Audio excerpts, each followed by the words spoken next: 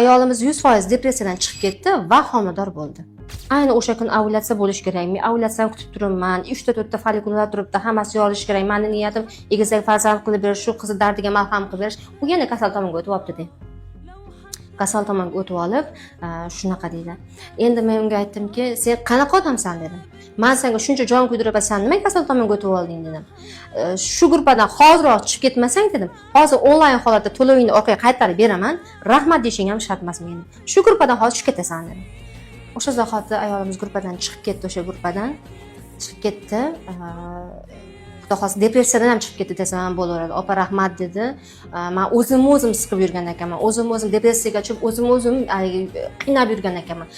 Bolasi o'tdi, 1 yildan beri spiralni oldirgan, 1 yildan beri bola kutayotgan, lekin bola bo'lmayotgan. Nimaga bo'lmaydi? Chunki bizni aytadigan shartlarimiz bor-ku. Birinchi stressga tushmaslik. Ayol bemalol stressda masa qilib o'zini boqib yuribdi. Mana shu stressini men undan haydadim.